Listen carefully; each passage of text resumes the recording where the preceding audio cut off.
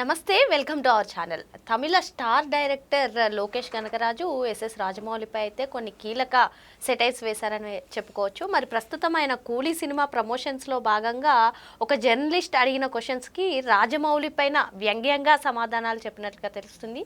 ఇంతకీ ఆ జర్నలిస్ట్ ఏం క్వశ్చన్ అడిగారు, లోకేష్ కనకరాజు ఏం చెప్పారో తెలుసుకునే ప్రయత్నం చేద్దాం. దీన్ని విశ్లేషించడానికి మనతో పాటుగా ఉన్నారు సినీ క్రిటిక్ దాసరి విజ్ఞాన్ గారు. సార్ నమస్తే. సార్ నమస్తే. ఏంటి లోకేష్ కనకరాజు కూలీ సినిమా గురించి ఏదో క్వశ్చన్ అడిగితే రాజమౌళిని కించపరిచేలా ఆన్సర్ చెప్పినట్టుగా తెలుస్తుంది. ఇంతకీ ఆ క్వశ్చన్ ఏం అడిగారు, ఈయన ఆన్సర్ ఏం చెప్పారు, మధ్యలో రాజమౌళి గారు ఎందుకు వచ్చారు, ఏమంటారు? అసలు విషయంలోకి వెళ్తే Lokesh Kanagaraj is a very good director. నాకు కూడా చాలా ఇష్టం అబ్బాయి. తన యూనివర్స్ని క్రియేట్ చేసినప్పుడు ముచ్చటేసింది. ఎందుకంటే ఇప్పుడు ఈ సినిమాలో హీరోని ఆ సినిమాలో హీరోని ఒక దగ్గర కలపడం అనేది హాలీవుడ్లో జనరల్గా జరిగేది. యాక్చువల్ మన తెలుగులో చెప్పాలంటే మన టీవీ సీరియల్లో ఆల్రెడీ ఈ ప్రయోగం చేశారు. ఓ పండుగ వస్తే ఈ సీరియల్ వాళ్ళు ఆ సీరియల్ వాళ్ళు అక్కడికి వెళ్తారు, అక్కడ ఒక మెగా ఎపిసోడ్ నడుస్తుంది. అట్లా ఇది మంచి పరిణామం చెప్పాలంటే. ఫర్ ఎగ్జాంపుల్ చెప్తా నీకు సరదాగా. నువ్వు పెద్దరాయుడు సినిమా చూసావా? సూర్యవంశం చూసావా? సూర్యవంశంలో పెద్ద అదేంటిది కొడుక్కి తండ్రికి పడదు కదా. పెద్దరాయుడులో కూడా అంతే స్టార్టింగ్, తర్వాత కొంచెం ఏదో ఒక రకంగా. ఈ పెద్దరాయుడు వచ్చి ఈ వీడికి సలహా ఇవ్వచ్చు, ఈ సూర్యవంశంలో వెళ్ళి వాడికి సలహా ఇవ్వచ్చు. ఆ సినిమాలో ఈ సినిమాలో అంటే అట్లా మిక్స్ అండ్ మ్యాచ్ చేస్తే మల్టీవర్స్ అయిపోతుంది, బాగుంటుంది అది. అట్లా ఒక యూనివర్స్ క్రియేట్ చేశాడు లోకేష్ కనకరాజు. విక్రమ్ని, ఖైదీని, దాన్ని దీన్ని అన్నీ కలిపి ముడిపెట్టేశాడు. బాగుందిలే, నైస్. తెలుగు వాళ్ళకు ఒక మంచి ఎక్స్పీరియన్స్ ఇచ్చాడు, తమిళ వాళ్ళకి కొత్త ఎక్స్పీరియన్సే అని అనుకునే టైంలో ఇప్పుడు రజనీకాంత్ గారితో మంచి సినిమా కూలీ సినిమా అనౌన్స్ అయ్యి కూడా మనకి కళ్ళ ముందే ఎప్పుడో అయ్యింది. ఒకసారి ఇళయరాజా గారు నా పాట ఎందుకు వాడేవన్నాడు, అప్పుడు ఏదో వచ్చింది. దాని తర్వాత గబగబా షూటింగ్ అయిపోయింది, పెద్ద పెద్ద క్యాస్ట్లు అంది అయిపోయింది. సినిమా రిలీజ్కి సిద్ధంగా ఉండింది, ఇప్పుడు రెడీ ఫర్ రిలీజ్. పెద్ద హీరో, పెద్ద పెద్ద క్యాస్టింగ్, ఇంతమందిని అంటే ఒక పెద్ద హీరోని డీల్ చేయాలి అంటే ప్రతి ఒక్కరూ ఒక సినిమాని మీడియం హీరోలతోనే 2, 3, 4 సంవత్సరాలు చేస్తున్నారు. లోకేష్ గారు మీరు చాలా బాగా తీస్తారు సినిమా, ఎంత బాగా తీస్తారో, మీరు అంత బాగా తీస్తారు కదా, ఇంత తక్కువ డేస్లో ఇంత బాగా ఎలా తీస్తారు అని అడిగారు. నువ్వేం చెప్పాలి? అవునవునవును, నా టీం చాలా గొప్పది, అసలు ఇట్లా అంటే చాలు కమహా కూడా రాసేస్తారు వాళ్ళు, అంత గబగబ తీసేస్తారు అంటే అబ్బా ఎంత మంచి టీంని పెట్టుకున్నాడు. మా టెక్నికల్ టీం అండి, ఇలా సీన్ ఇచ్చామంటే చాలు టట్ చేసేస్తారు. సీజీ వర్క్ అయినా, విఎఫ్ఎక్స్ అయినా, గ్రాఫిక్స్ అయినా, ఏదైనా ఓకే బాగుంది, మంచి టీం పెట్టుకున్నారు.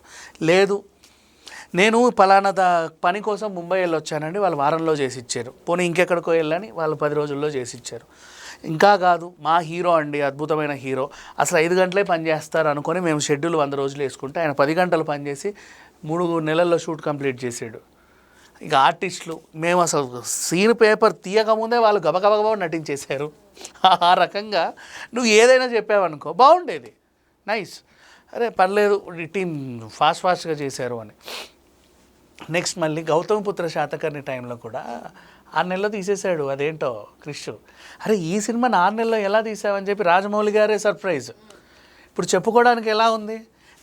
లోకేష్ కనకరాజు సినిమా మన రజనీకాంత్ గారిని పెట్టి 6 నెలల్లో తీసినప్పుడు రాజమౌళి లాంటి వాళ్ళు అరే ఎలా తీసావని అడిగితే నీకు అది గౌరవం పెరిగినట్టు. కానీ నువ్వేం మాట్లాడావు తెలుసా? నువ్వు వాళ్ళ మీద సెటైర్ వేసావు ఉల్టా. ఇక్కడ ఏమన్నావు? నేనేమన్నా ఆర్ఆర్ఆర్ తీస్తున్నానా? నువ్వు తీయ్యా, నువ్వు ఆర్ఆర్ఆర్ కాకపోతే జెడ్ నిన్ను ఎవడొద్దన్నాడు, నీ ఇష్టం అది. నా దాంట్లో మాత్రం నేను హీరోలకు చాలా ఫ్రీడమ్ ఇస్తాను. వాళ్ళు అక్కడ ఇప్పుడు ఇండైరెక్ట్గా రాజమౌళి అంతేగా హీరోస్కి ఫ్రీడమ్ ఇవ్వట్లేదు. ఎక్కడ పడితే అక్కడ వాళ్ళు పని చేసుకుని, నాకు మీరు చూడండి గమనిస్తే నా హీరోలు నా సినిమాలు చేసేటప్పుడు కూడా చాలా దాంట్లో కనపడ్డారు. అప్పుడు నేనేం పట్టించుకోలేదు, నాకు చేశారా పోయారా అంతే. ఇప్పుడేం నువ్వు ఎవరిని ఏమనాలనుకుంటున్నావు? ఒక్కో డైరెక్టర్కి ఒక్కొక్క ఇది ఉంటుందమ్మా. ఇప్పుడు రాజమౌళి గారే తీసుకుందాం, సినిమా అంతా పాపం వాళ్ళు చక్కగా స్కెచ్ చేసుకుంటారు. అంటే రిలీజ్ అయిన తర్వాత నాకు మాట రావద్దు అని, మాట రాలేదే ఇప్పటివరకు, అందుకే కదా సక్సెస్ అయ్యాడు. తీసుకుంటాడు టైంలో, నువ్వు వెళ్ళి నేర్పించు ఫాస్ట్గా ఎలా తీయాలని. రాజమౌళి నేర్చుకుంటాడు. మరి నువ్వు కొత్త విషయం చెప్తున్నావు కదా, నేర్చుకుంటాడు, తప్పే ఉంది. ఓహో ఇలా కూడా తీయొచ్చు అని నేర్పించు కూర్చోపెట్టి. లేదా ఆయన ఎట్లా ఆ హీరోకి లేని ఇబ్బంది మళ్ళీ వీళ్ళకి ఎందుకు? 5 ఏళ్ళు బాహుబలికి ఆయన ఇచ్చాడు. తర్వాత ఇప్పుడు మహేష్ బాబు ఎంగేజ్డ్. అంతకుముందు RRR కొన్ని రోజులు. నువ్వు యమదొంగ సినిమాలో ఎన్టీఆర్ అలా లుక్ ఇస్తాడని ఊహించావా ఫస్ట్ బిఫోర్? అంతకుముందు సింహాద్రికి అని మిగతా సినిమాలకు కానీ never we didn't expect that. సడన్గా లుక్ వచ్చి అరే భలే సర్ప్రైజ్ చేశాడే. మర్యాద రావణలో సునీల్ని అలా చూస్తారని ఎవరైనా ఎక్స్పెక్ట్ చేశారా? అరే సునీల్ ఏంటి ఇలా అయ్యాడు, ఇంతే కదా. అదేంటి అంటే వాళ్ళ హీరోని కొత్తగా ప్రజెంట్ చేద్దాం. ఆ తర్వాత నుంచి అందరూ ఆ హీరో నుంచి మాట్లాడుకుంటూ ఉంటారు కొన్ని రోజుల పాటు. వరుడు సినిమా స్టార్టింగ్ రాజమౌళిది కాదు అయినప్పటికీ, వరుడు సినిమా స్టార్టింగ్లో 6 ప్యాక్ వేసుకొని హీరో కూర్చుంటారు రే రే రే రే రే అన్నారు. తర్వాత 6 ప్యాక్ ట్రెండ్ కొన్ని రోజులు కొనసాగింది. ఇట్లా ఒక కొత్త న్యూ కైండ్ ఆఫ్ ప్రజెంటేషన్ కొన్నాళ్ళ పాటు 10 మంది మాట్లాడుకోవాలి దాని గురించి అనేలాగా వాళ్ళు డిజైన్ చేసుకుంటారు ఆ క్యారెక్టర్. నువ్వు ఆ క్యారెక్టర్తో బయట ఆ ఫంక్షన్లో ఈ ఫంక్షన్లో కనబడ్డాం హే అంటాడు. తెలుసు కదా ఆల్రెడీ, ఆ సర్ప్రైజ్ ఉండదు. ఆ నలుగురు సినిమా అట్లా పళ్ళు పెట్టుకొని కొంచెం ఏజ్డ్ లాగా రాజేంద్ర ప్రసాద్ అలా నటించాడు. అలాగే పళ్ళు వేసుకొని అన్ని ఈవెంట్లలో తిరిగాడు అనుకో ఆయన అట్లా అయిపోయాడు అనుకుంటారు. అవునా కదా చెప్పు. ఆ క్యారెక్టర్కి ఉన్న ఆ డెప్త్ అలాంటిది. సో మిగతా ఈవెంట్లో ఎవరు వెళ్ళినా సరే ప్లెయిన్గా ఉంటారు. సినిమాకి వచ్చిన తర్వాత ఆ వేషం కడతారు. క్యారెక్టర్ ఆర్టిస్టులు అనుకో ఆ ప్రాబ్లం ఉండదు. వాళ్ళు ఎప్పుడు ఎక్కడ ఏ వేషం వేస్తారో తెలియదు. కానీ హీరోలకు అలా కాదు, దాన్ని దాచుకోవాలి వీళ్ళు.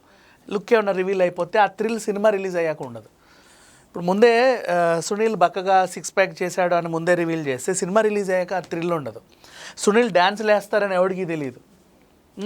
ముందే సునీల్ 10 ఈవెంట్లలో గెంతితే తర్వాత సునీల్ ఇంత బాగా డ్యాన్స్ వేస్తాడని ఎవరికి తెలియదు. ఆ ఫీల్ని రాజమౌళి అలా ఇస్తాడు ప్రేక్షకులకి. వాళ్ళు కూడా అలాగే ఫీల్ అవుతారు. కొన్ని రోజుల పాటు అలా ఉండిపోతుంది అది. బాహుబలి గెటప్ని సడన్గా రివీల్, అబ్బా బాహుబలి ఇలా ఉన్నాడు. బల్లాల దేవుడిని సడన్గా ప్రెజెంట్, అరే సార్ బల్లాల దేవ్ అలా ఉన్నాడు. ఇప్పుడు అంతకుముందు కూడా నాజర్ అలా తిరిగితే సినిమాలో నువ్వు అలా చూడలేవుగా. సడన్గా ఇలా అరే ఎందుకు ఇలా అయ్యాడు, అదొకటి. సో ఈ రివీల్స్ సీక్రెట్లీ అట్లా ఆ థ్రిల్ అనేది జనాలకు కూడా ఉంటుంది. ఆ సినిమాలో మళ్ళీ మీరు అందుకే విదేశాలకు వెళ్ళకండి, వేరే సినిమాల్లోకి వెళ్ళకండి.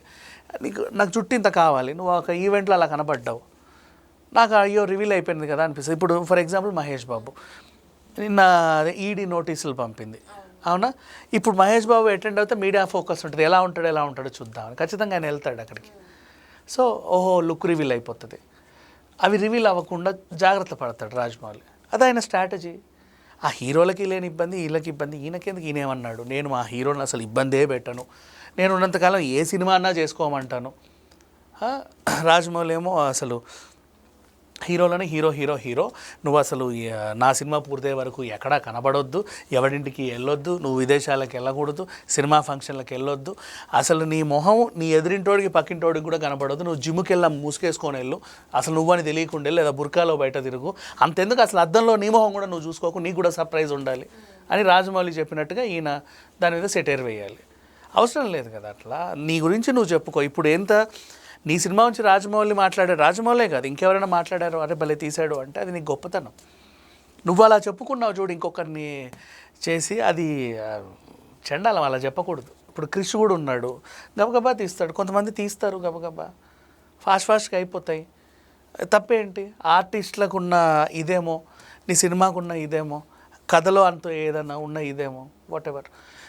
అండ్ ఇంకోటి, నువ్వు ఇతని సినిమాలో వేరే కనిపించినా తప్పులేదనుకుంటే ఏముంటే చిన్న చేంజెసే కదా.